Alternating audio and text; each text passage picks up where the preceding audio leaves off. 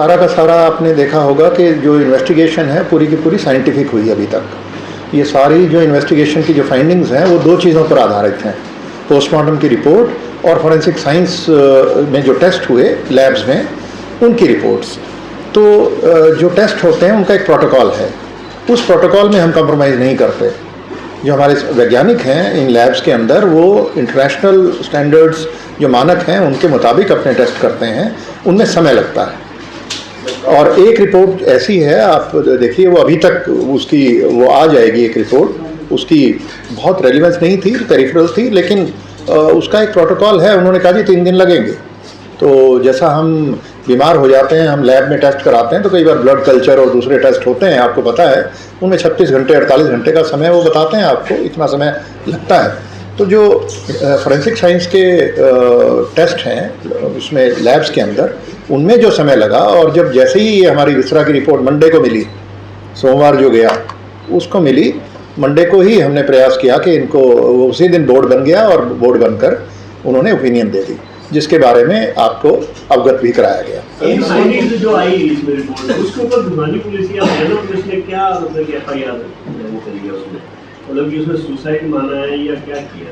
तो पहले क्या एफआईआर क्या? एक तो उसने तो ऐसा है कि ये जो एक प्रोटोकॉल है हमने अपना बनाया 2005-06 के आसपास, कि जितने भी मिसिंग पर्सन हैं उनमें हरियाणा एक ऐसा प्रांत है जहाँ पे एफआईआर की जाती है। अगर आप पूरे देश को देखें तो वहाँ पे सिर्फ रोजनामचे में एक एंट्री कर दी जाती है, डीडी एंट्री जिसको कहते हैं। और इसमें अगर क्राइम इन इंडिया जो एनसीआरबी जो इसको पब्लिश करती है हर साल, अगर आप उसमें वो टेबल देखेंगे, तालिका, तो आप पाएंगे कि 80% केस मिसिंग पर्सनस के हरियाणा में ही होते हैं। इसका मतलब ये नहीं कि पूरे देश में जो मिसिंग हुए हैं वो केवल हरियाणा में हुए हैं, होते सब जगह हैं, वहाँ पे एफआईआर नहीं होती, हम एफआईआर करते हैं। तो एफआईआर जो करते हैं वो जो धारा है उसकी 346 आईपीसी होती थी पहले, अब जो भी 127 या नए कानून में जो है 127(6), तो उसके तहत वो एफआईआर कर दी गई थी पहले ही दिन। जो हमारा प्रोटोकॉल है उसमें कोई डिले नहीं है। अभी जो फंडिंग आई है इसमें बोर्ड ने दी है, नौतर वालों ने दी है, भिवानी वालों ने दी है, इसके बाद पुलिस ने कुछ केस रजिस्टर किया है या ये सीबीआई ही करेगी? नहीं, केस तो हमारा पहले, देखिए एफआईआर एक ही रजिस्टर होती है एक प्रकरण में, आप जानते हैं, और उसी में अगर कोई धारा बनती है, अगर ये आता कि ये हत्या का केस है तो उसमें हत्या की धारा जुड़ जाती, लेकिन इसमें जो ओपिनियन आई वो विपरीत आई। हाँ, तो उसमें इसमें आपने ऐड किया है पहले। अच्छा, पहले क्योंकि ये बयान आ गया था, उनके शक के आधार पे इन्होंने जो मर्डर की जो धारा है वो ऐड कर दी थी।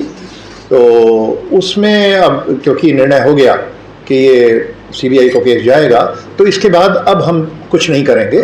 और जो एम्स में पोस्टमार्टम कल हुआ है उसकी रिपोर्ट भी मिल जाएगी, और वो भी सैंपल वो उन्होंने लिए हैं, उन सैंपल्स को भी हम सेंट्रल फॉरेंसिक साइंस लैब है, हम प्रयास करेंगे कि CFSL में भेजें। तो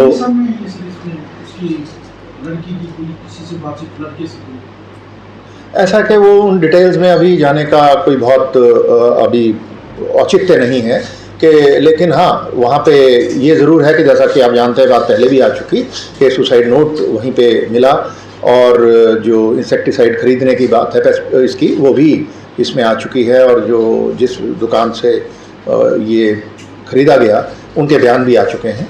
तो ये सारी चीज़ें हैं, पर अब ये सारी चीज़ें अब फाइल पर आ चुकी हैं, इनको एज सच हम पुलिस फाइल को ट्रांसफ़र करेंगे CBI को, और इसके आगे की जो इन्वेस्टिगेशन है वो CBI करेगी।